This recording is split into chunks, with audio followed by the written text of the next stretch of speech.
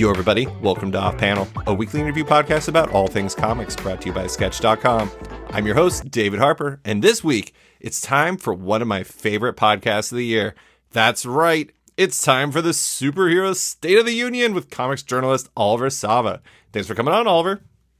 Happy to be here. Ready to talk superheroes. I do want to start with the big question, and this isn't meant to be about either publisher in specific, just the larger space. How are you feeling about the state of superhero comics right now? Like, let's start with the 10,000-foot view. I actually feel really good about the state of superhero comics because the state of superhero everything else makes me insane. I should have made that caveat. We're talking comics here. Oh, yeah, but the thing is, I'm actually super duper enthusiastic about the comics because I find myself very frustrated by the stuff outside of it. And it's kind of the place where I'm actually seeing, creativity, experimentation with the genre in any sort of a way that affects me on a more than surface level. Yeah. So, plenty of issues that we'll get into. Yeah. But right now, two characters that I've had issues getting really invested in recently, two big characters I'm very invested in right now. Some big franchises that I'm still really into. And, I think one publisher is definitely taking a lot more chances than the other one, but it's just I'm still reading a lot and enjoying it. If you don't bring up which characters those are later on, I'm going to be very upset. Actually, it'll probably be because I forgot to bring them up, but I am very interested in finding out who those two characters are, because I actually have some characters that I'm surprisingly into right now that I've never liked before as well. So I will make a note. We're bringing that up. But I will say my take is I actually think this is the closest we've been to both working for me, both Marvel and DC. We're going to keep this pretty oriented around Marvel and DC, while other publishers like Valiant and, I don't know, you can make an argument that some other comics are superhero adjacent. We're going to be mostly focused on Marvel and DC today. And I would say that this is the closest we've been to both working for me more than not in years. I don't even know how long it's been. I'm actually reading a fair amount of both, and I'm not only just reading them, but I'm actually really enjoying them, which is a big change. I'm not saying change of pace. I'm only normally buying what I really enjoy, but it's a much broader mix. But before we get into either specific publisher, I actually wanted to dig into the current events, and by that I mean event comics, because I actually think this is the first time we've had, quote unquote line-wide events happening at the same time, as opposed to just like comics that spun out of a single series like War of the Realms or King in Black and stuff like that over at Marvel. Mm-hmm. We have both going right now with AXE. I just call it Judgment Day at Marvel, and Dark Crisis on Infinite Earths over at DC, which I only called Dark Crisis. My shop was mad at me today about that. We're recording this on Wednesday, September 7th, so the day that Dark Crisis number 4 and Death to the Mutants number 2 arrived. So I haven't read either of them. How are you feeling about the current events? Does one take the lead for you? One is far more in the lead than the other one for me, and it is Judgment Day. Yeah. I find it to just be a really good fusion of what Gillen did on Eternals, which was a huge surprise. Was not expecting that book to be so weird and just such a good fusion of different types of comic book storytelling with Krakoa, which is its own insane creative experiment that we're now in year 3 of. And those are just two tastes that go so well together.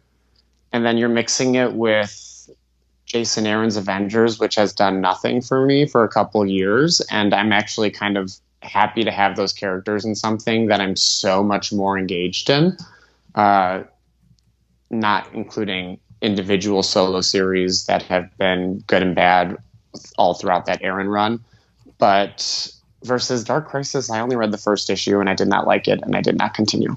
Oh, all right then. Well, that makes it pretty cut and dry as to which one's standing out. I find Dark Crisis to just be, and I'm very curious to hear your opinion, because just the title of it put me off really bad. Oh yeah. Where it's Crisis, Dark. Okay, there it goes. And then all of kind of the Deathstroke setup for it. It just was giving me I don't know, like so watered down Final Crisis in ways where it's like the bleakness without like I don't know, the cynicism isn't coming from like the creator as much as like just like the corporate environment that it's in. I don't know. Dark Crisis, it wasn't vibing for me. I like Dark Crisis, and I like it for what it is, which is it is an event about events, and it's incorporating a lot of elements from previous events. I mean, it becoming Dark Crisis on Infinite Earths halfway through the series is actually kind of like a meaningful mission statement for the whole thing, because the main villain in it is a main character from Crisis on Infinite Earths, and like a lot of elements of it come from other events and everything. And I enjoy it for, like I said, I enjoy it for what it is. I like the idea of it confronting the idea of death in a very interesting way in comics, in superhero comics. But the problem is it's kind of third to that beat, because obviously Krakoa dealt with that in a very interesting way, and then Eternals dealt with that in a really interesting way as well. And I think that being third to that made that feel a little bit less special. And then on top of that, the other problem with it is, and this is something that a retailer I was talking to not that long ago pointed out to me, they were like, it's an event that doesn't have the cool event things yet. Where you can point to, be like, oh my God, there's that big moment. Like, you look at, and here's a blanket spoiler alert warning for, comics as of September 7th, Wednesday. Judgment Day, the very first issue, there's like that massive Araco beat. And like, there's, that's insane. Like, that's just an insane thing that happened that is going to have massive ramifications, not just in that event, but like in X-Men Red and with Krakoa and with all the mutants and everything like that. And it's interesting because Dark Crisis is simultaneously like kind of presented as this gigantic thing, but it feels really small. And I think in some ways that works, and in some ways it makes it not really feel like a capital E event, if that makes sense. Yeah, I agree with a lot of this, but it's like the been there, done that of it all really, really kept me from wanting to keep reading it. Yeah. Where it's just like, okay, I've been here. I've seen a different character start up the Society of Supervillains. Like, the whole death of the Justice League thing was so kind of hackneyed, and it's like, clearly they're not dead. They're literally all in their own book right now. Like, it feels completely separate from everything else in a way that like an event should make everything feel very united. Yeah. Which is what Judgment Day is doing. It's really uniting these things that have been in their own little world for a while, which I think is part of the benefit. You're seeing kind of the work that these creative teams and editorial teams have done with their little corner of the Marvel Universe, and they're building better, more interesting stories out of it. I just think like the central conceit of Judgment Day works really, really well for me. It does. Where it's like, we have a God character. We are all judged now. Like, that works. That's something that resonates. And I think this whole idea of like, these are the 6 most important characters and they're all just regular people is like such a fun little like hook that puts the reader in the story. I mean, where both of these events are absolutely killing it is the art. Yeah. Oh, Daniel Sampere, never read him before. Amazing stuff. Oh, yeah. I mean, he was on a lot of early New 52 books, but I think he was one of the rotating artists on Injustice, which I'm a big fan of, especially Injustice 2. And then, yeah, he had handled the start of the most recent Warworld stuff. So, I mean, definitely one of those artists that every book is a pretty significant step up, and Dark Crisis looks really, really good. I just could not care less. Well, I mean, that's kind of the issue with events is it's easy to say it means a lot, but it's hard to make people feel like it's a lot. And I will give Judgment Day, I am going to write about it soon because I have a lot of thoughts on this book. On this, actually, not just the main title, actually all the tie-ins. I am actually reading all the tie-ins. I never do that. Part of that is because so far it has been fairly, in the grand scheme of events, subdued in that regard. It's, it's had Death to the Mutants, which the first issue was amazing. I loved it. It was incredible. It was just like just huge beat after huge beat after huge beat, and Kieran Gillen was having a lot of fun with like the way that he handled all that, and Villanova was excellent on the art there. But most of the tie-ins so far have been really good. The X-Men ones, so, but the other ones have been really good, and I don't know if I'm necessarily going to do that going forward, because it's going to tie into like Wolverine and some other books and everything that I'm not reading, and I don't know if those feel essential in my head. But so far, it's had basically the highest hit rate for me personally as an event reader since the Bendis peak with events. It's been a while. Or Secret Wars. Or Secret Wars. Okay, actually, that's kind of my, in the last 10 years, pinnacle event, just in terms of so many different books, so many different flavors, just like talk about payoff for a big long run. So, I mean, like, Judgment Day is giving us a Nick Dragotta, Gwen Stacy Spider-Man issue. Like, yes. Yeah. Give me it. Like, hook it up into my veins. That is awesome. So, I can't believe I forgot Secret Wars. That was that's embarrassing by me. Marvel wants you to forget it, right? I'm very into the fact that Star Fox is going to get his own one shot, because Kieran Gillen is going to make a meal of that issue, and with Daniel Di Nicuolo doing the art there, that is going to be an incredible issue. Yeah, I got a little taste of Star Fox, and I read this week's Immortal X-Men, so showed up in there for a little bit. Spoiler alert, sorry. But, that's okay. I'm very excited.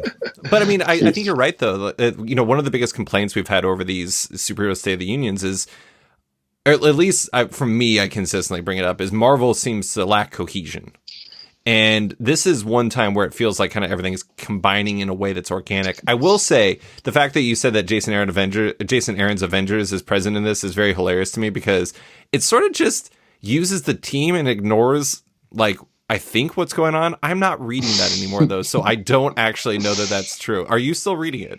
No way. And Jason Aaron's not even writing the tie-ins. No. Avengers. So, I mean, same with Fantastic Four. Slot's gone now, so yeah. Who's writing the tie-in? That is David Pepose. Pepose. Okay. Yeah. Yeah. With, I think, Juan Cabal's doing the art for that. Can we have a quick Juan Cabal aside?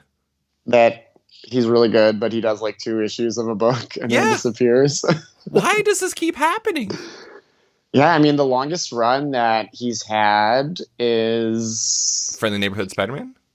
No, it was the all new Wolverine. I think it was all new Wolverine, probably for 5 issues straight, because I don't even know if there was 5 issues of Neighborhood Spider-Man. I mean, Guardians of the Galaxy did quite a bit, and then came back for like that insanely amazing issue, but that was gone again.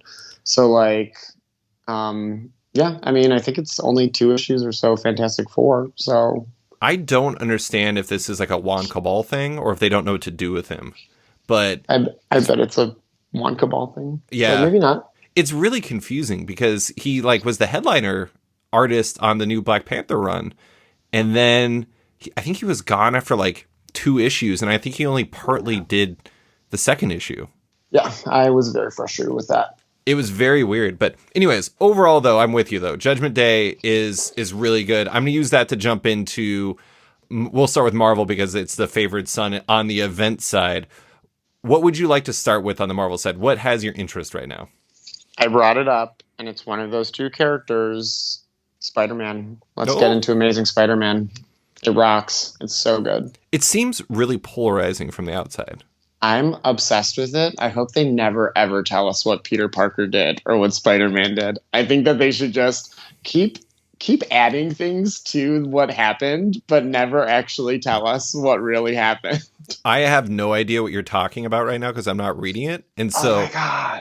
I'm pretty sure Nick Lowe is mad at me that I'm not reading it, but I love Zeb Wells. I love John Romita Jr. I don't know why I'm not reading it. Anyways, give me your pitch.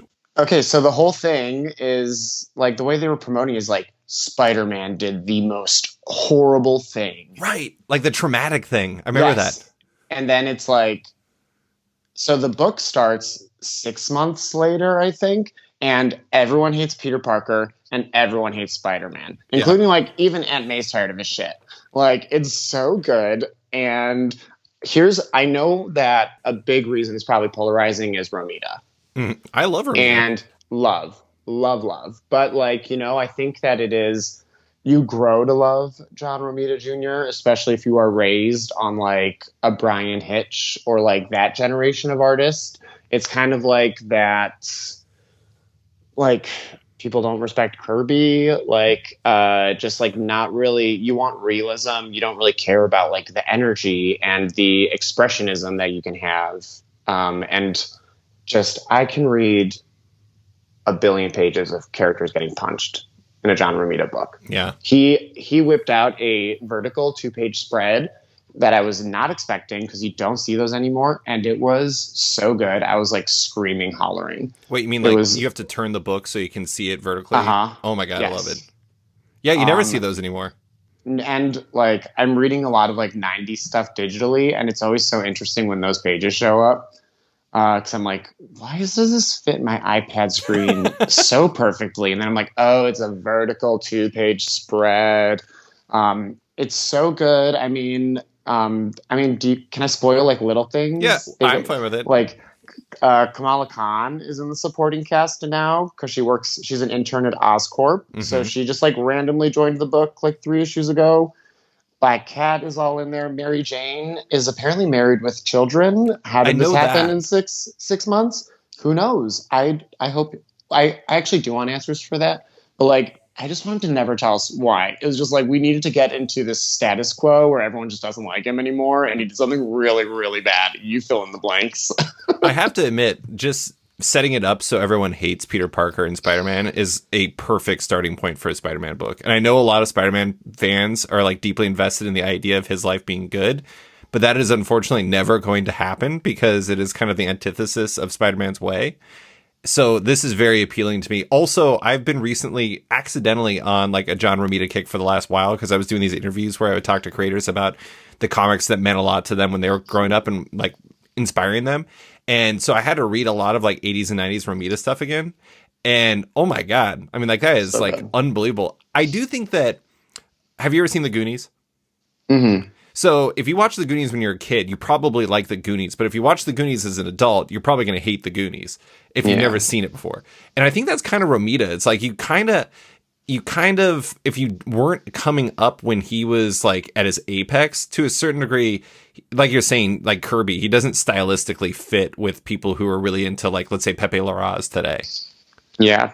I mean, I was introduced to Romita really with the JMS Amazing Spider-Man in the early 2000s, because that's when I was really entering superhero comics. But like going back, especially when he's working with Al Williamson, that stuff is just insane. But I remember reading, even when I was reading Amazing Spider-Man, that faces look weird sometimes, and like, why is that person so stubby, or like just not liking it as much as other artists. And now I just realize, it's what he does. It's what he does, and like it's cartoony in the right way. It's like economical too. Like he's putting out a lot of issues this book right now. I think it's bi-weekly, drawn most of the issues at this point, and it looks really good. He's having the time of his life, it seems like. There's just it's just awesome. Really good, like a very fun opening story with Tombstone gang war stuff. Mm-hmm. That was just it's like we've been there before, but that feels a little different. And that's what Zeb Wells is really good at, though. He was really good during the Brand New Day stuff too. Absolutely, yes. He was one of I would say him and God, who was the other one that was... Joe Kelly did some really good stuff in there. Joe Kelly, absolutely. But Zeb Wells has always been underrated, and I kind of feel like he's back in flavor. He's a popular guy at Marvel again, and I'm very happy about that because he's really good at what he does. Yeah, so I'm trying to think about... there was the special issue 900, I want to say. It's confusing because they just put out Amazing Fantasy 1000 and Amazing Spider-Man 900. Wait, it was Two 850, completely different wasn't it? things. It was 850. Or was it 850? 850? I have no idea. The legacy numbering's confusing as shit. I thought it was 900. Doesn't matter. It's it's a 100-page story that is Ed McGuinness drew it. Mm-hmm. And it is Peter having to team up with the Sinister Six. It is a very much like why Spider-Man kind of story. Like, why do we care about Spider-Man? Mm-hmm. Executed so well. And Wells does this very, very, very cool trick where he needs to use old Sinister Six dialogue. And he went and all of the dialogue for this one character that is kind of a bunch of past Sinister Six. It's all pulled from old comic appearances. Oh my God. Like, I didn't realize it until I was reading the quite extensive stuff at the end of the issue. And I was like, what? That is crazy. Just really good. Very, very good superhero. I need to get on it. I have to admit, my character that I normally don't... Well, it's not that you don't like Spider-Man, but it's the one that's like standing out to you right now. A character I normally don't like actually has been standing out to me on the Marvel side. And this would be even more polarizing. I actually really like the current Venom run. Oh, yes. It's really Al Ewing and Rom V. And it's somehow Brian Hitch is drawing every issue, and I don't understand how that's physically possible. Brian Hitch can do it. He did 12 issues of Hawkman, too. And those issues are crazy. Like, Hawkman looks really, really good. Yeah. But this is... It's really interesting how they've taken... I mean, I'm going to be honest. I didn't actually read all of Donnie and Ryan's Venom run. But the end point of, Eddie Brock being the King in Black and now giving into, like... basically being this like time traveling super god that has no idea what he's doing with these powers. And then like the ground level story of his son, Dylan Brock, dealing with like two symbiotes and just trying to like survive on the road. It's such a interesting blend that is feeding together really well. And it's interesting that you can have everything from Dylan living in like the back of a biker gang bar and a supercharged Venom or Eddie Brock fighting King at like the end of time and the same book, and it actually makes sense. And I think that really speaks to Alan Rom's ability to make big crazy ideas work because it's always character oriented. And I don't know, it's interesting because I have not heard anyone talk about it, and maybe it's because I'm on an island with that one, but I actually think it really works. And I normally do not like Venom at all. Yeah, I'm in the same boat where I don't hear anyone talk about it. I'm really enjoying it. Huge Al Ewing fan. I do like Al's issues a little more just because Roms are so Terminator. Like, they give off extreme James Cameron vibes. Yeah. In a way that is very fun, and Brian Hitch can draw the hell out of it, but feels a little bit... There's some aspects of it that align a little too closely with some stuff he did in Swamp Thing as well. That it's weird because like Al Ewing also is doing some stuff that he's done before with like multiple personalities and stuff, but there's just like always this extra weird element to it that it feels so him. Mm-hmm. So the idea that like the other half of it is so heavily channeling that like widescreen James Cameron-y sort of action vibe, it just makes it stand out a little less. But I don't dislike it. In fact, I really like having that alternative to the really, really heady stuff. I also like that it's slowly getting closer to one another. Like you can see that it's not Terminator without reason. Also, I will say that to echo your Terminator line, in one issue, Archer Lyle does say the line, I'm pretty sure, "Come with me if you want to live." So yes, it is very, very Terminator. But it's like, so then these books right now, their next crossover is it's Amazing Spider-Man and Venom and Carnage are going to be doing Dark Web, which is Madeline Pryor and Ben Reilly as the bad guys. I hate it. This is going to be the best thing ever. Really? I'm so excited. I have a soft spot for Inferno. I really liked Spider-Man Beyond. I didn't like the end of Spider-Man Beyond, and then I found out that they're bringing back Ben as like evil Ben, like Madeline, but as like a Madeline Pryor foil, that was not expected. Yeah. That got me hyped. At the end of that free comic book day issue, I was just like, excuse me, what? And that's bringing, again, connecting these lines that have been very, very separate. That's true. I'll give you that. I will say the only bummer for me is the fact that Dark Web isn't objectively hilarious and not in maybe in an intentional way, but just the fact it's called Dark Web is very funny to me in a similar way to Dark Crisis being hilarious. And I have told Josh Williamson I find that name to be hilarious. See, I like Dark Web because it's like using this other thing as the name versus Dark Crisis, which is, DC does love to be like dark. Yeah, that's true. The other one is being somewhat goofy and clever with it, but I didn't realize Venom was tying into that, which I'm still kind of, it's funny. I want connectivity, but I don't want dependence, if that makes sense, where it's like it has to tie in, and like sometimes that's a bit of a bummer. And now a quick word from one of off-panel sponsors. Macroverse is a next-generation digital comics platform, and one with an astonishing number of comics, with currently over 50 series from over 100 creators on their app, with a 5-star rating both on Apple and Google's app stores. Download the app and binge all their titles, including the Eisner-nominated Remind from Jason Brubaker, Lisa K. Weber's Hex 11, which has been described as Harry Potter meets Blade Runner, or the new queer supernatural adventure series Husk that launches on November 1st. It's just $4.99 a month to subscribe to Macroverse, with proceeds directly supporting the creators on the platform.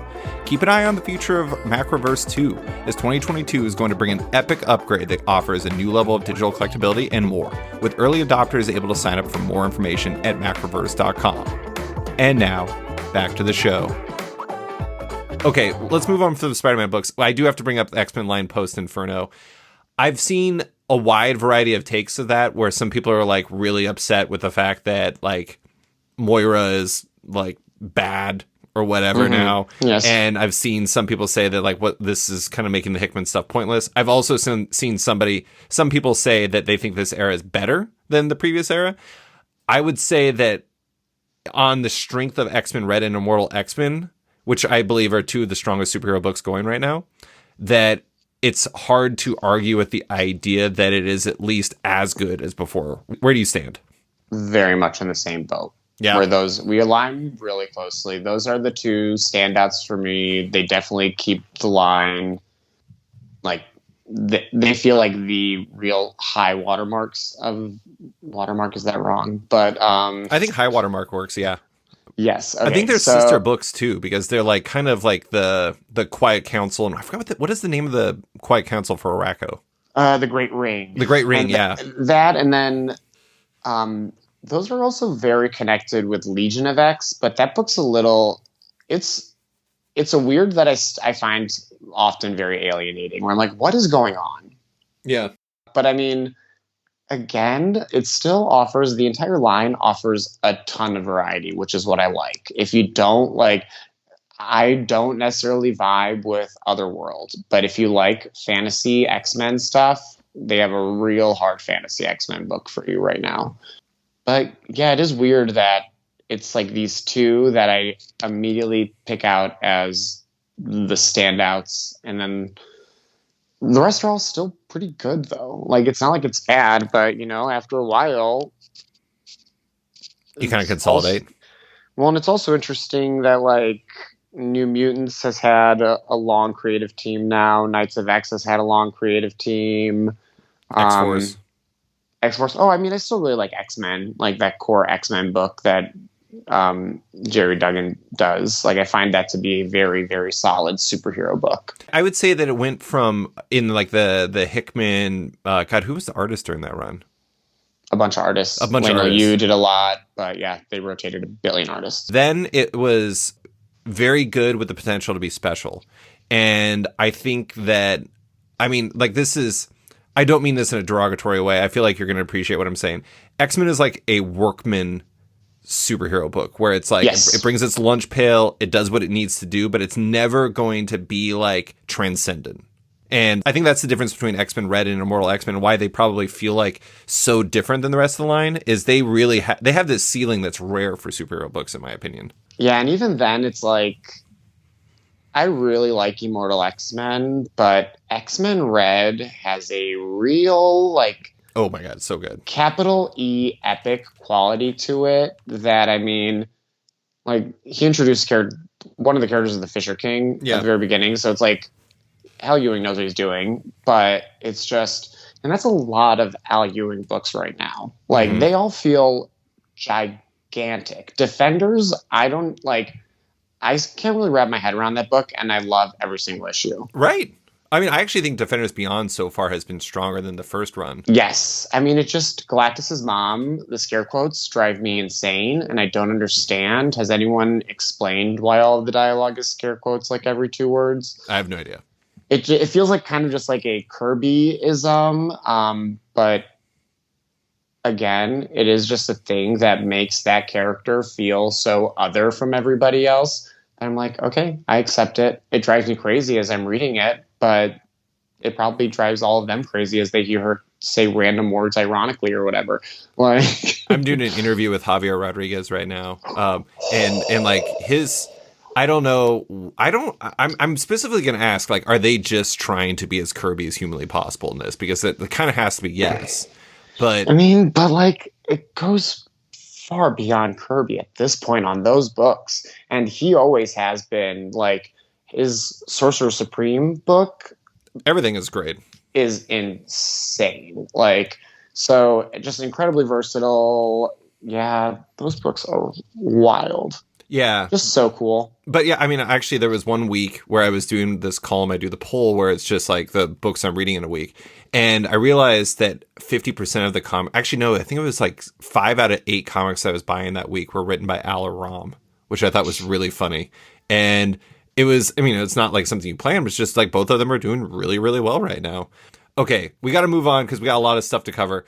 I'm going to bring up the instead of bringing up the thing that you want to talk about, I'm going to bring up something I want to bring up because I think your reaction is going to be amazing.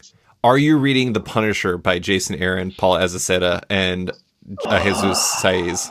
I am not, but I recently went through the first 3 issues on Marvel Unlimited because I'm a big fan of both of those artists. Incredible they artists. Are crazy good artists. So I was like, and I've read Jason Aaron Punisher in the past, like the Punisher Max that he did super early in his career, which was really good. But it is the single weirdest Big Two comic in recent memory.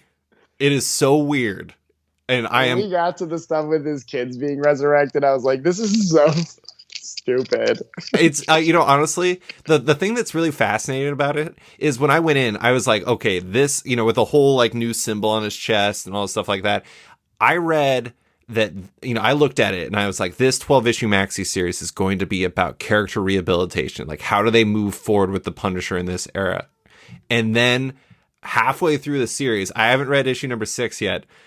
I actually think that they're trying to tank the character permanently because they're doing such weird things with him that make him so beyond the pale horrible that it is honestly astonishing.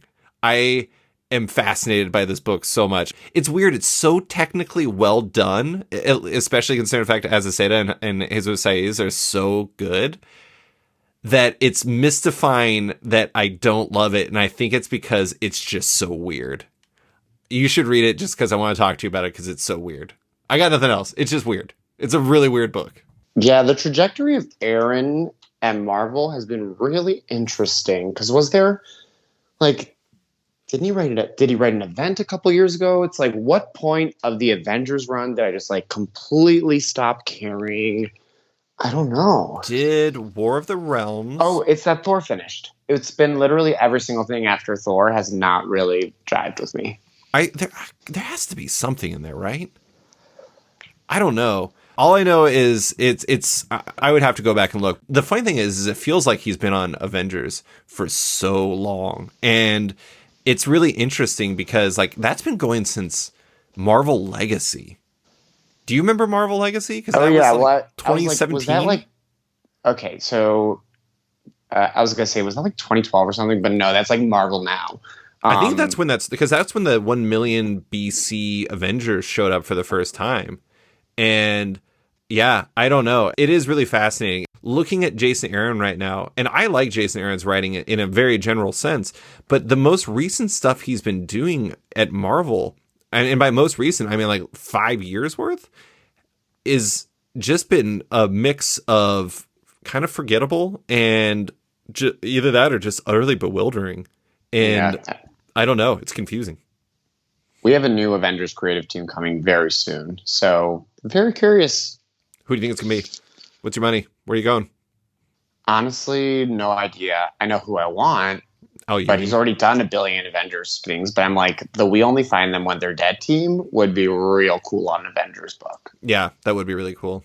That would be cool. Like, but it has to be the two of them together, honestly. Mm-hmm. Like, they make magic in that super duper weird book.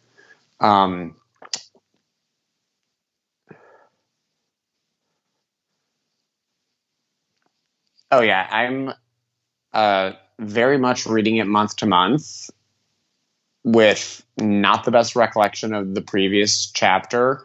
Enjoying the chapter that I'm reading quite a lot because on like a craft level, it's so cool. And then like I have this growing intense excitement to read it all when it's done in like 3 months. It's a very fast book. Like they did that book in 2 years. So yeah, and it's wrapping at 15, right? 18. 18. You're right. 18. Yes. 18. Yeah. So, I don't want to get onto a tangent of that, but that would be really, really cool. Well, this does bring up an interesting aside though, and that's that I do think that where a lot of the strength lied in previous years was the kind of the Marvel Heroes line, like the Avengers side of things. Yeah. That is kind of a weakness now. I mean, like, I literally don't even remember the last issue of Thor came out. I mean, they were in the middle of that Donny Cates and Nick Klein run, some of which I actually really liked, but I have no idea what's going on with that. Cantwell's leaving Iron Man, so that's wrapping. I think there's like 2 Captain America books, kind of. Mm-hmm. Yeah. And I don't know. It just kind of feels like that is a bit of a blind spot for me as a reader. And also it just doesn't feel like there's really any energy coming from that side of the line. And it's obviously there's a lot of changes. Like I literally got a press email about Avengers Assemble, the final story for Jason Aaron before this podcast. And there's a lot of teams leaving those books, but it definitely feels like it's in need of new blood because a lot of the stuff feels done before or done now. Yeah, in terms of those, Iron Man, once Cafu left, I feel the art really struggled on that book. So I'm excited to see his Namor with Pasquale Ferry because that book is going to be gorgeous.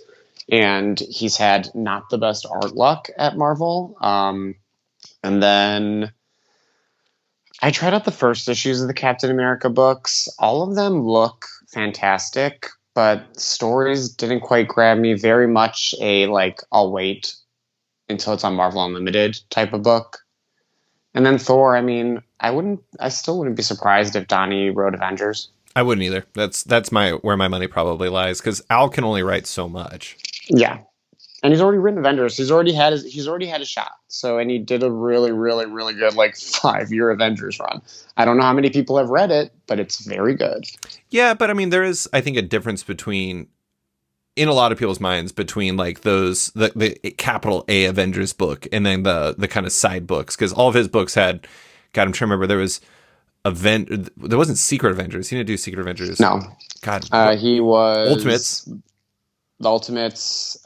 He was Mighty Avengers, then Captain America and the Mighty Avengers, New Avengers, US Avengers, Ultimates, and Ultimates 2. Do you have that tattooed on your arm? Or Ultimates Squared. Yeah, it's on my inner thigh, actually. There we go. It is really interesting to think of that. There are interesting things happening on that side to a certain degree. Like, I actually really like She-Hulk. I know that's actually a Nick Lowe book, so that's over on his side of things. And I really like what Rainbow Rowell's doing there. I really wish the art was consistent on that. It's been all over the place. They had Roger Antonio on there at the start, and he was amazing. And then Luca Maresca took over, and he's solid, but it's just they really can't keep anybody on a book for long. And Kelly Thompson's Black Widow, which wrapped, I think, a while ago at this point, but I really like that book. I mean, Elena Casagrande was amazing on it. I think Rafael de la Torre is doing really good stuff. I don't know where you consider Daredevil in here, but Daredevil's really good. I don't know. There is a lot of good stuff, but we got to jump on to Fantastic Four. Do you want to start with Full Circle, or do you want to start with Ryan North? Let's start with Full Circle because I think it leads into Ryan North. What's your hot take on Full Circle? What are your thoughts? You loved it. Yeah, absolutely loved it. I mean, I don't want to say like masterpiece right away, but it's just the sort of, a pioneer of his craft, a person that changed the entire course of superhero comics, kind of doing his own extremely reverent, like coda to a classic Marvel tale in a way that's just like so loving, so beautiful. I'm excited to read that book. I'm excited to give that book to like my niece and nephew, and they can just look at it because it's so beautiful and read it like every year or something because it's not that long. It has like a good moral to it. It's so pure. It was just awesome. It was so. I mean, I know that you love it. Started with a thing eating a sandwich. Yeah, like. And it's also kind of funny. I was actually surprised by some of his writing, like the Thing commenting on the fact he's like, I'm still wearing shorts.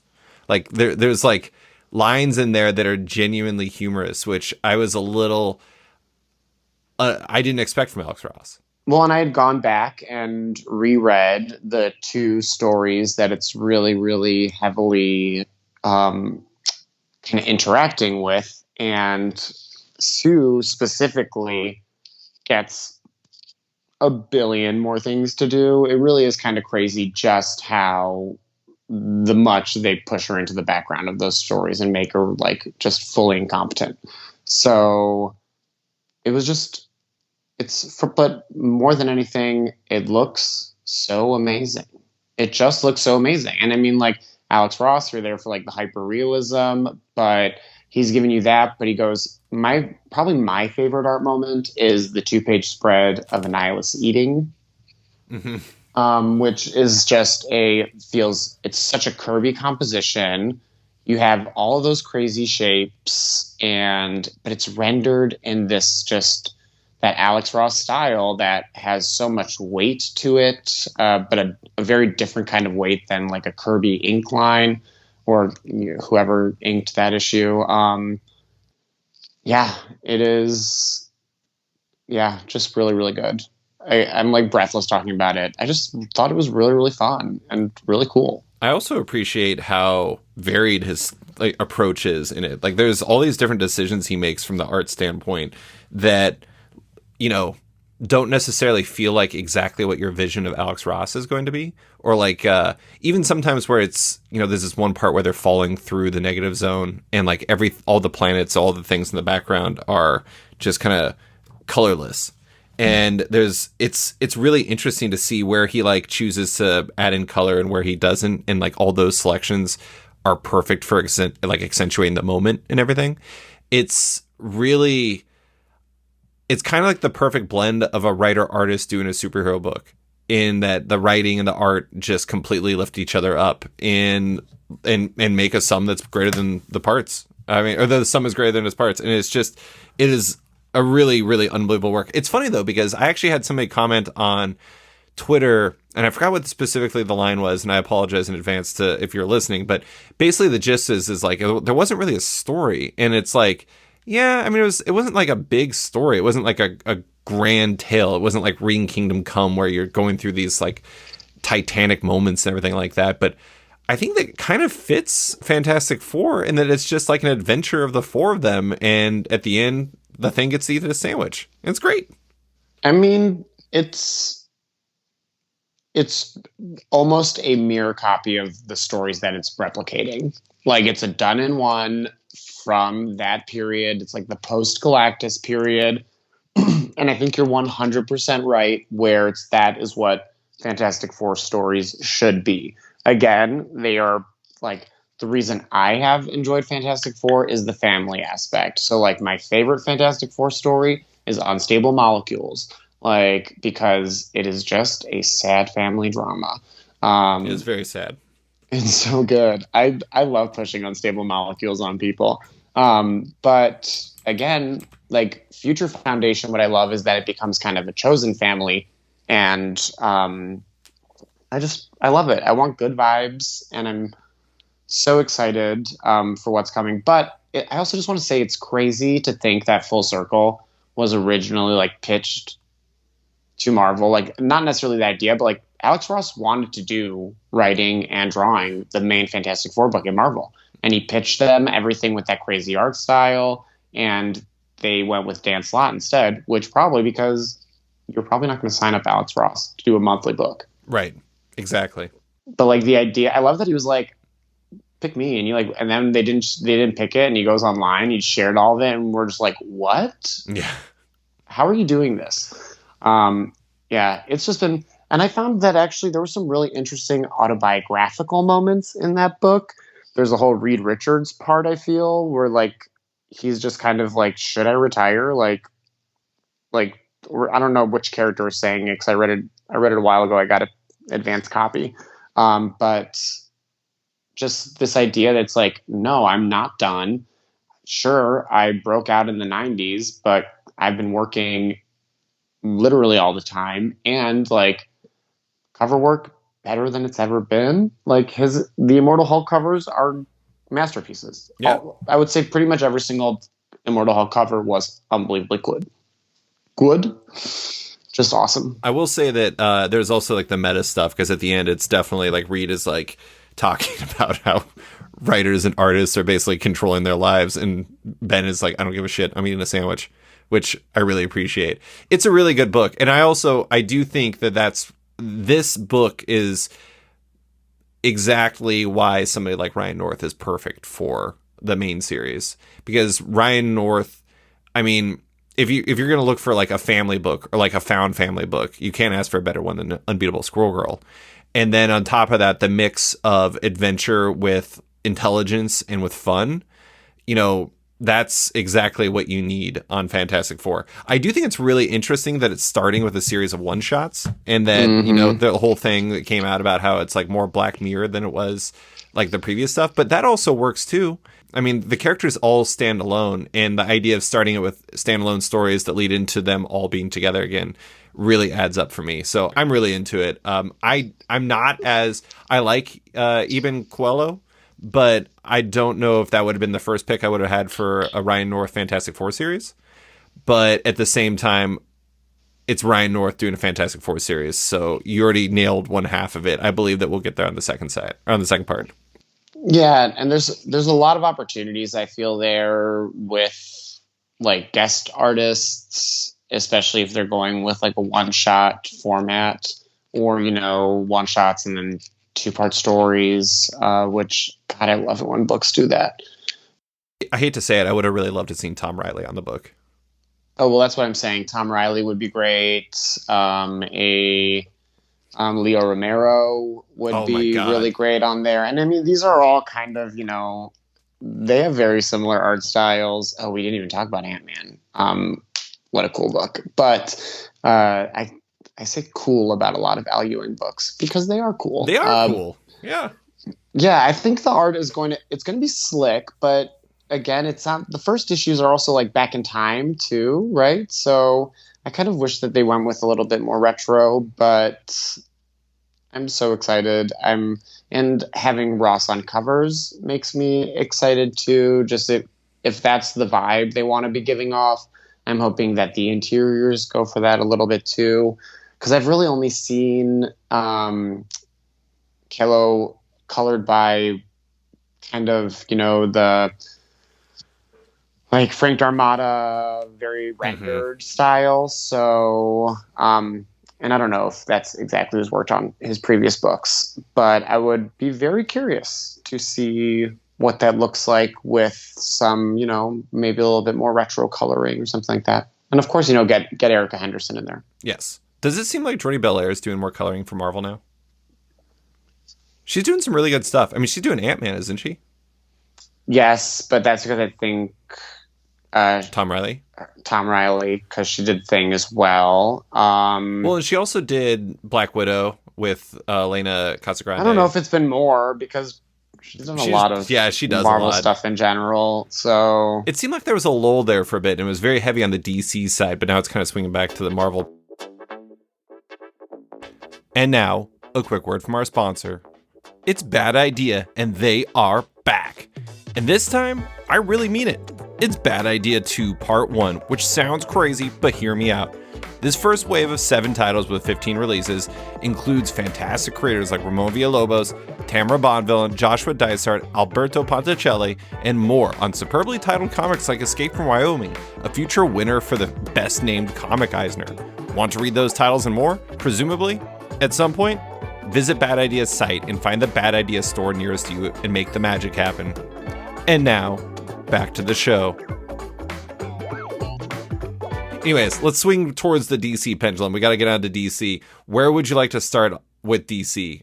Let's just talk about what DC Comics really is, which is Batman comics.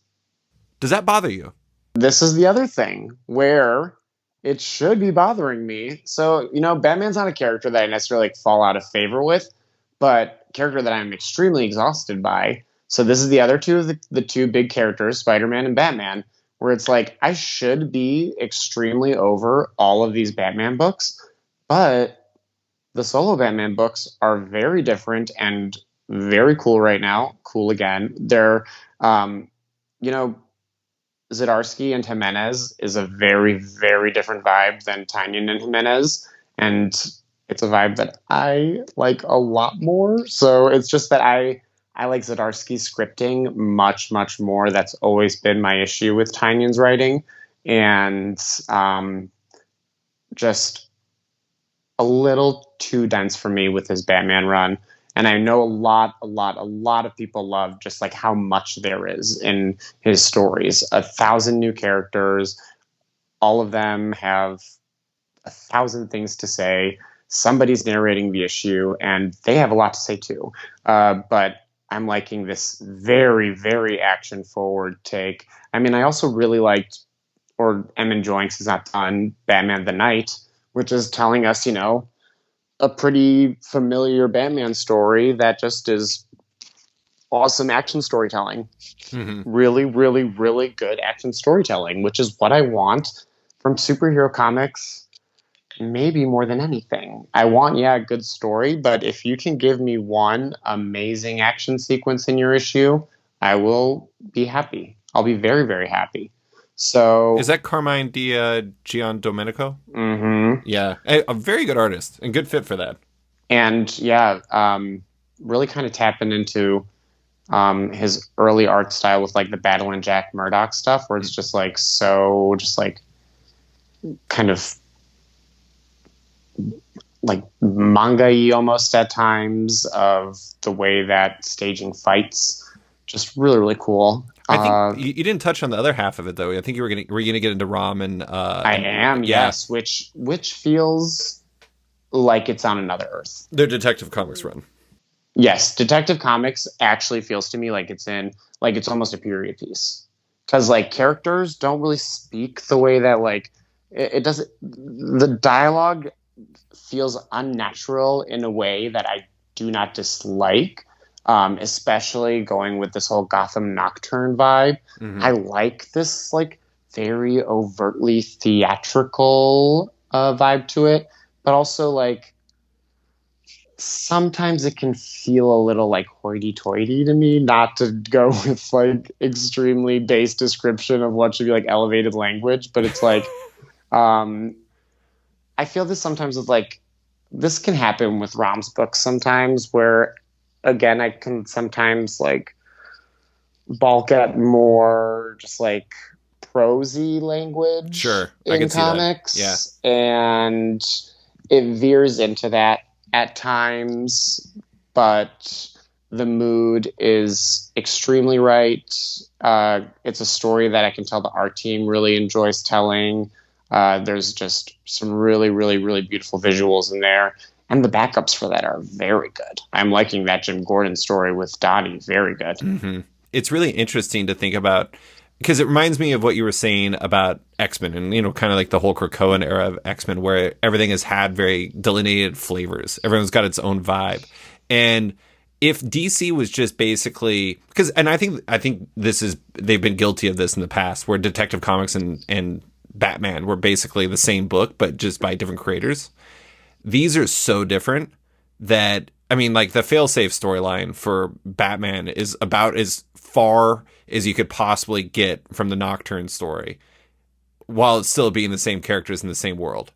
And it is really interesting to see that. Also, I got to give Chip credit because he did not wait long at all to bring in Zurin R at all. Like, what, an issue and a half? Issue in, like, I guess the last panel. So, like, the very last panel. So, he managed to get it in 2 issues. So, that is, he beat the Vegas odds on how fast he got to that. But it is nice because if DC basically being Batman comics, as you phrased it, was all it was, then that I think would be a problem. But the fact that at least they're giving different flavors and that a lot of them are very good, or at the very least interesting, makes it manageable and enjoyable still. And there is a unifying thread between those books beyond Batman, and that is Grant Morrison. Yeah. Just like I think there's a little of Rucka and J.H. Williams as Batwoman in Detective Comics in ROM. And I think so, but I mean, he's leaning really much into like the Barbados stuff, it feels like. That's true. Or Barbados, or however you want to pronounce. I like what Barbados. Is that? Barbados. That's a country. That's a country. Barbados? Yeah. I don't know. That's how it's spelled, right? It is how it's spelled, yeah. Barbados. That sounds like a medicine. I don't like that. We'll go like Barbados. Or what they have like the combs in at the barbershop. Exactly. Barbasol. Yeah, no, we're going Barbados. Yeah. Zurin R made me so happy, and that's the backups for the next few months, I think, is like year 1 for Batman Zurin R. I don't know who the artist for those. I'm going to see if I can find out really fast. Because they just did the Catwoman one to start, right? The Catwoman one ends with this week's issue. I actually like the Catwoman story. I saw some people like down on it, and it's actually a pretty interesting Catwoman story. Yeah, I really liked it, actually, and the payoff was very good at the end. And I like that artist, too. Is that, I think, Belen Ortega? I don't remember the name, actually. I'm completely whiffing on it. And, it is interesting, though, because there are so many different flavors to that line right now. And, like, the number one flavor, I think, for a lot of people is Nightwing still. Nightwing is just, like, such a sensation. And, I mean, honestly, like, my main flavor for Nightwing is Bruno Redondo, because Bruno Redondo is unbelievable. And it is interesting to see that, though, because I do think that, to a certain degree, Nightwing still, as far as the conversation goes, is kind of number one in people's hearts, despite those two kind of popping up and being really good. But I don't know. Where do you stand on Nightwing these days? Still really enjoying it. It's so beautiful. It really, really is. And, that is a kind of akin to X-Men, a kind of workman superhero book that is doing great work, doesn't necessarily feel super groundbreaking, except for the art, which does feel like the top tier at DC right now. Bruno Redondo is like steroids for a workman book. I mean, it can make a book like that. Exactly. Well, it's like when you had Pepe Larraz on X-Men. Yeah, that's true. Like, if you have an artist that is that crazy, insanely good. Yeah. Ooh. Yeah, I mean, it is fundamentally a back to basics story. Oh, what is it? Who's drawing it? It's Leonardo Romero. No way! Doing a Batman Zurin R. Oh my year God. 1. Romero was doing like character design or animation or something for a while, wasn't he? Ooh, that's so good. I miss Romero. Romero, what was it? The Kate Bishop book he did?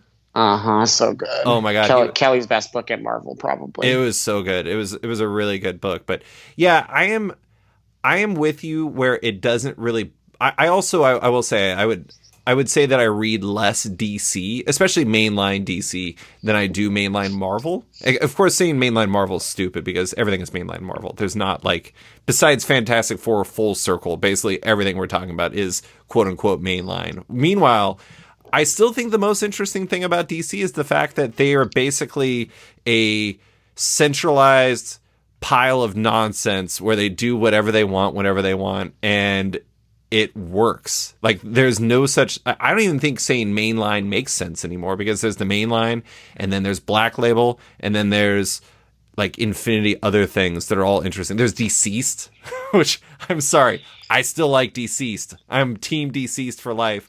I like Deceased as well. Yeah. I'm actually liking pretty much, like, all of those Justice League adjacent books have been pretty fun. Like, Jurassic League. I've not read that. Really How is happening, but so the first two issue, I would say, the only issue I had is the most recent one had some art stuff where it became really clear that they're like working off of layouts and just like trying to get it out as quickly as possible. Mm-hmm. Still very like dynamic and energetic, but just like a step down. Crazy book, especially they have like I believe his name is Rafa Gara doing the third issue as a fill-in, which I was not excited about, except it's like trying to think about what the art style is like. It's like a super scratchy, kind of pushing way more into like a Richard Corbin vein than a Juan Gedeon vibe. So yeah, so dumb, extremely dumb, but I don't mind if it has, again, fun action, like same. That's what DC Mech is. Really, really nice action sequences in that book. Mm-hmm. And just like popcorn comics that they go down really easy. They are fun. They have really nice visuals. And then there's like much more substantial stuff at DC. Like I love Poison Ivy right now. That is probably my top 5 DC books. I just got the first 2 issues at Emerald City from G. Willow Wilson, and I'm excited to read them. I've not read it yet. Yeah, so that is, I want to say, kind of self-contained issues. Where like every issue is kind of one new little bout of eco-terror. And the art is phenomenal in it. The writing is absolutely awesome. I'm so on board. I love that they have given it more issues. They expanded it. And like really, it feels like the A-grade book Poison Ivy fans have really wanted. And very queer as well. The Harley aspect is a big part of the book, even if Harley's not in it. So yes, I'm very excited for you to read Poison Ivy. Are you reading the new Shazam? You were talking about the new Champion of Shazam? The new Champion of Shazam. I have not read the second issue. I really enjoyed the first issue. It has, and I don't say this lightly, Squirrel Girl vibes. Oh, the second issue also will have Squirrel Girl vibes. It's just so feel good. The art, Doc Shaner, unbelievable. So good. There's one shot of like Mary transforming, and it's like mostly in human form, but the lighting and like the cloud, and her heel is like electric still. It's just. It made that entire world feel incredibly real to me. And it's just like that one little image. That book is awesome. And I believe the writer of that book, Josie Campbell, is working on that really, really cute Superman show that is the only DC cartoon still in the works. Oh, I was going to say, is it still It didn't live? get killed. Oh my God. So like, I believe that is still in the works. So I kind of got Superman Smashes the Klan vibes from that. Maybe it's just because it feels like Guru Hero art. Oh yes, absolutely. But that's somebody I need. I mean, obviously Guru Hero is doing It's Jeff, but at the same time, more Guru Hero. I love Guru Hero stuff. It's unbelievable. DC has crazy artists too right now. We've already talked about Jimenez and Leo Romero's doing backups on Batman coming up. And it's like, even their backups are stacked. Donnie on Detective Comics, Dan Mora. Oh my God. They got a lot out of Dan Mora before. I don't think Dan Mora has anything else at DC currently in the works post World's Finest. There's World's Finest. What's following up World's Finest? There's somebody doing that's on the follow-up that's really good too. Yes, but I don't remember. Yeah, I mean, it is. They are really attracting a lot of really, really good artists, and I don't remember who that one in specific is. But I do want to jump into something I was talking about there, though, which is that they have all these things going on. Do you feel like they're as oriented on the idea of a line in the same way that Marvel is, or do you feel like it's kind of decentralized, like I'm talking about? I think they have intentionally decentralized it. Yeah.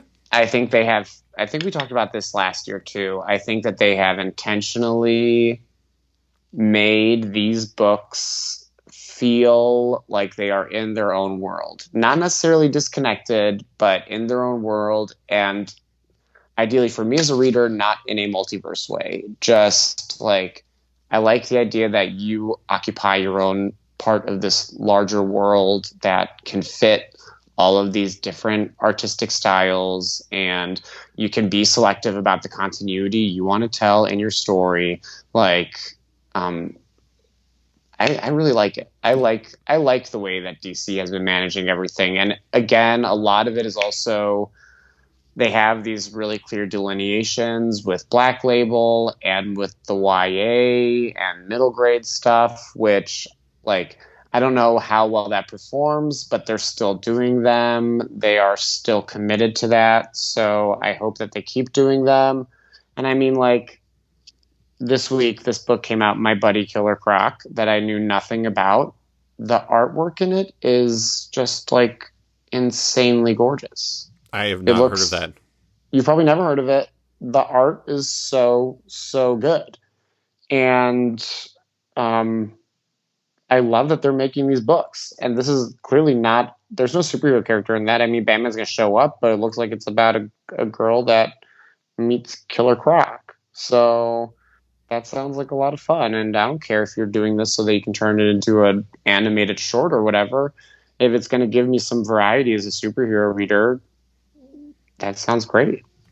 Batman versus Robin, and it's Mahmoud Asrar. Oh, yeah. And then I actually looked up what's going on with World's Finest. It's just continuing, and Dan Mora is staying on it. So I don't understand how Dan Mora tries as much as he does. Congratulations to having like the fastest, best artist of his generation or whatever. Like, it's just the speed that I can't understand. Not a superhero book, but I would call it a superhero book at heart. Once and Future, also yes, amazing. It's about the ultimate superheroes, the superheroes of all time. Yeah, exactly. It's so good. You mentioned before we started chatting, Black Label. You're really into it. What's your take? How are you feeling about Black Label? Really good. It is really good. Also, lots of different flavors, too, which I really appreciate. Yeah, I mean, it is the place for Wonder Woman stories, as far as I'm concerned right now. Like, we have Dead Earth, and then Historia is probably the best thing DC will have done this decade. I'll put it right there. Like, I think it'll be hard for them to top that, especially because we've already gotten 2 parts. The third one's Nicholas Scott. I don't see it getting worse. And like, first issue, you're starting with probably some of the most beautiful artwork you'll ever see in a comic, and like so like over the top in a way that like I wish that issue had one artist or one colorist sometimes.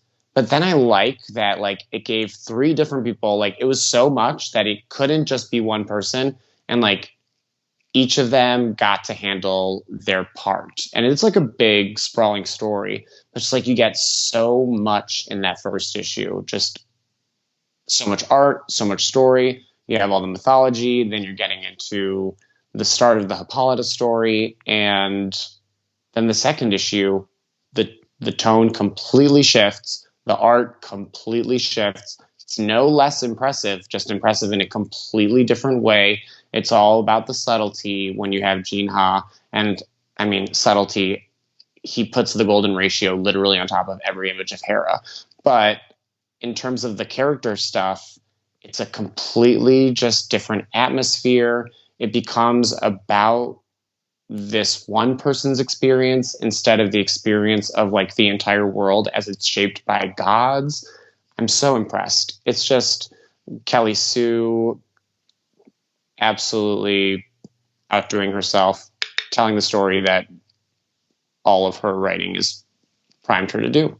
So it feels like there's also a lot, like I was saying earlier, there's a lot of different flavors there too, because it's like you have that, but then you also have something like Catwoman Lonely City, which I think is just absolutely chef's kiss. Yeah. Unbelievable. Perfect. Yeah. I mean, it is somehow maybe the best thing Cliff Chiang has ever done. And him doing every aspect of it besides flatting. Come on, Cliff. get it together. That is really amazing. I actually really like Rogues. I think Rogues is really fun. It's a different flavor for Josh Williamson, and I love Leo Max. I'm a very big Basket Full of Heads universe fan. Yes. And it's really good. Actually, love. I'm gonna give some love to Hill House. Not a superhero thing, but I love Hill House line. It's so good. One book I really love the first issue of, and I have no idea if or when we will ever get another issue, is Swamp Thing Green Hell. Oh, yeah. Jeff Lemire and Doug Mankey. We got one issue back in December, and we've not seen anything since. Which, whatever. I mean, it looks really good, so it's going to take some time. But I mean, that was 10 months ago. But at the same time, I would like to see more. That's really good. Suicide Squad Blaze was good. It was wild, very very Cy Spurrier. But it was also really good stuff by Aaron Campbell. I just love the fact that all of those things are DC superhero stories, but they're all kind of like Vertigo flavors. In their own way. And then Aquaman Andromeda. And Aquaman Andromeda. Where like you have Aquaman kind of the way that I like genre Aquaman and just like going full Ridley Scott with it. Good. That works for me. Yeah. Okay, I'm going to give you this is, I suspect, possibly going to be the most polarizing moment of the episode. What did you think of the first One Bad Day entry in Tom King and Mitch Garrett's Riddler? Oh no. Did you read it? No, I haven't read it. Oh, well, never mind then. You're gonna have to cut this part completely. No, I don't have to cut it. Why? It's not illegal for you to not have read a comic. I read Punisher and you hadn't read it. I'm gonna be pretty picky with those. I didn't read Strange Adventures either. I didn't like Strange Adventures. I didn't read I read the first issue of Supergirl, which I kind of have to make myself read because Bilquist is so good. Yeah. But Doc Shaner and Mitch on Strange Adventures. I know. I don't love that. You know what's weird? You just said you didn't like it. I know. That's the sole reason why I read that entire series. I will say, bizarrely enough, I mean, I like Tom King, and then there's other ones where I don't like Tom King. I'm not Tom King's fine. I like Tom King as a person. He's good guy. But writing wise, very polarizing for me. And like, I really like Human Target. I think I really like Human Target. I think that's good. I also really like the Riddler book. And maybe it's because I'm not as like encyclopedic about Killing Joke as other people are, where it's like some people read it and all they see is the Killing Joke references. That didn't bother me. And so I really enjoyed it. But that, again, there's another example of DC doing really interesting things where they have all these like kind of one-shot graphic novella length things, books that are coming out, all different creators. It's interesting. After Poison Ivy with G. Willow Wilson and Jamie McKelvey doing Catwoman for 64 pages or whatever. Yeah. Oh, that sounds so good. I actually didn't realize that G. Willow Wilson and Jamie McKelvey are doing one of them. Yeah, they're doing the Catwoman book. That is amazing. Yeah, I mean, they have some really crazy artists on these too. Like, I'm really excited for Matteo Scalara on Mr. Freeze. That should be really, really cool. Do I see Eduardo Arizo in one of these? Ooh, Mariko Tamaki and Javier Fernandez. Sorry, I'm just looking at him now. Oh yeah, Jerry Duggan and Scalera doing that. G. Willow Wilson and Jamie McKelvey. That's crazy. Yeah, this is a very interesting group of. But, yeah, I'm just trying to think. When were the last McKelvey interiors? Wicked and Divine. Wicked and Divine. No, he did maybe a Captain America short or something. He did a Captain Marvel story. I think he wrote and drew for like an anniversary. I think. Yeah. And I think it was for an anniversary issue. He's writing Captain Carter, but yeah, I'm not really sure what's going on. I know he was doing Killing Horizon, but that was a while ago, and I know the things were going on. So, I mean, shit's been happening the last few years. I don't blame him for not doing stuff, but it'll be really nice to see interiors from him because it's been a bit. Okay, I might check out this Riddler book. I mean, like, King doing more is like my least favorite King, so... I will tell you, it's very dark. Very dark. Okay, we'll see. But it's interesting because of some of the reframing stuff it does with Riddler. And I also appreciate stories that make smart characters be smart and it does a very good job of that. And plus, Mitch Gerads is really good at character acting, and so he is an unusually good fit for the very, the approach that Tom has as a writer. So it works out. I do think it's a super polarizing book, but at the same time, I was impressed. I thought it was good. Anything else you want to go over at DC? What anything standing out to you that we have not brought up? Let's see, that we have not brought up. We didn't really bring up Dark Knights of Steel, but I think that's a really gorgeous book. That's the Tom Taylor one, right? The Tom Taylor kind of like medieval DC book. Who's drawing that? And that's Yasmin Putri, I want to say, okay, primarily a cover artist. And I think the first time doing interiors for a larger project, and absolutely awesome. Just really, really, really good. I don't have anything else that I can really think of on that front. I guess I'll close with, we're both happy now. Like, I think this might be the first time where we're both generally like thumbs up on the Marvel and DC domains simultaneously. Is there anything you'd like to see for either of them? Is there anything that you feel like is missing, or something you could like take it to the next level, short of, making like the Marvel Heroes side of things, the Avengers side of things, more up your alley? I mean, frankly, on the Marvel side, and where we're seeing DC do a much better job, is promoting its next generation of heroes. Right now, Marvel has kind of relegated characters like... I was surprised to hear Ms. Marvel is a supporting cast member. Ms. Marvel and Moon Girl both are kind of only appearing in these one-shot issues that have them teaming up with other characters in the Marvel Universe, which always feels to me like they don't have faith that these characters can support something on their own. So, I want them... There should be a Ms. Marvel ongoing series. And it should have, ideally, a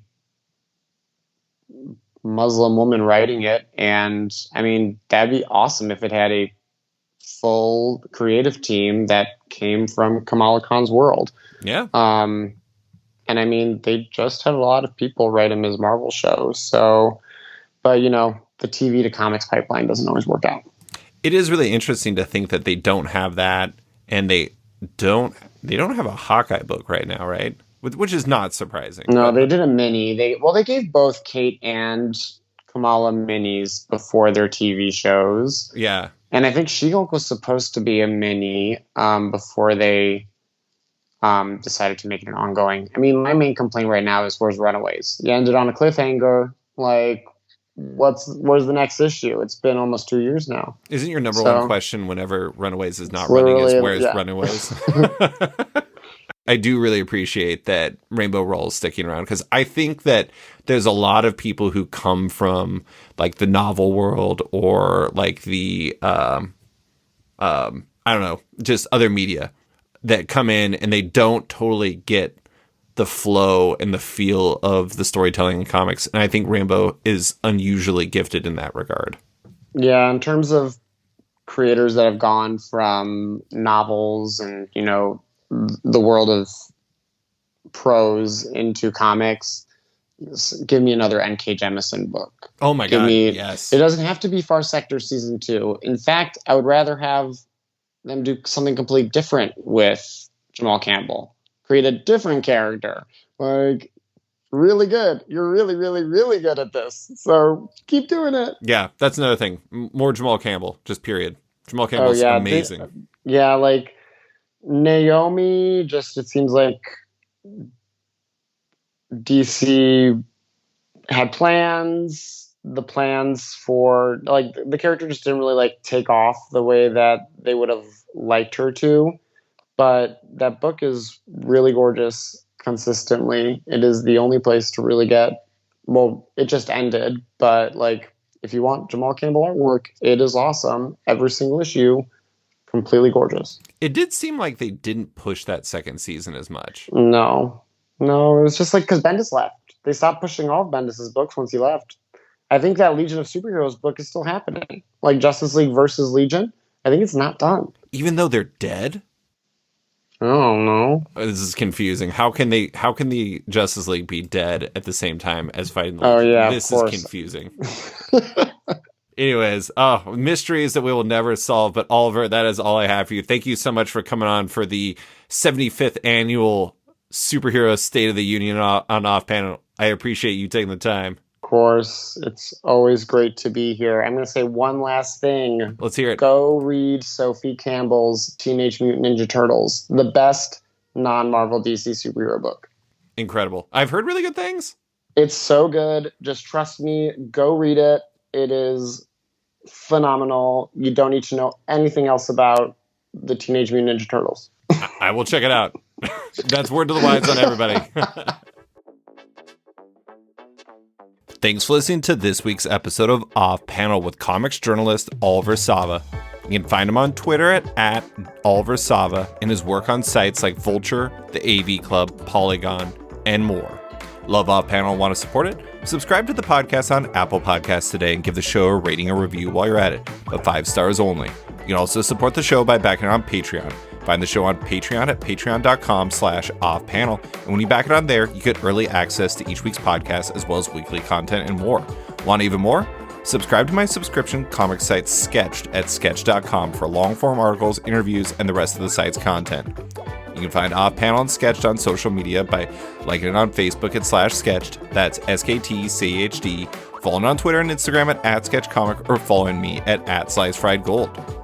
Big thanks to all my existing patrons, including Dennis Hoffman, Jason Hussa, Mike Hansel, Kieran Gillen, Jonathan Kent Uratam, Henry Johnson, Jingo Boren, James Tyne IV, Chris Langford, Jason Wood, Tom Peachy, Ben Damstead, Rom V, Devin Fitzsimons, Nick Walker, Patrick Coyle, Isaac Oren, Scott Carpenter, Rent Narb Studios Comics, Nicholas Palmieri, Capes and Tights Podcast, Klaus Van de Ven, Brian, Submit Industries, Raj Patel, Jack Mulqueen, Kyle, Carl Kerschel, Robert Masella, Elza Chartier, Luke Nakashoji, Elliot Metz, Dr. Luke, Scott Hazelwood, Scott Buwan, Michael Tunk, Canadian by Proxy, Johnny Cannon, Bradley Rader, Carl Troy, Brandon DePills, Patrick Power, Declan Shelby, Dan Guarino, Josh Williamson, Adam Freeman, Ben Wild, Brian Klein Q, SB, Nick Bennett, Daniel Whitfield, Susanna Puller, Reed Hinkley Barnes, Mario Tiambang, AbductedTheComic.com, Andrew Carita, Matt Mahoney, Charlie Chu, Stephen Hall, Pensacola Pop Comics, Kim Estlin, Philip Myra, Christian Shelton, Kenny Porter, Chris Pachalo, Torrin Grumbeck, Buzz Bubbles, Christopher Todd, Transmitter Down, Waltz Comics and Books, Carl Mazel, Danny Ollie, Paul Salates, Akil Wilson, Alex Dimitriopoulos, Terry Dodson, Wesley Giff, Sean Kirkham, Alistair Ross, Julio Anta, Brett A. Schmidt,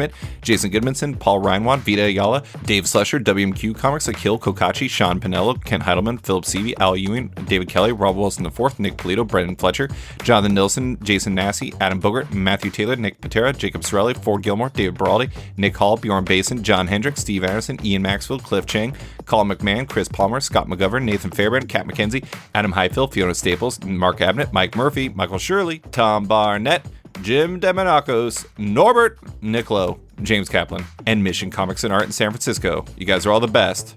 A quick thanks to Upright T-Rex Music, who wrote and performed Off Panel's theme song just for the show. Check out their music on Spotify because it's completely delightful.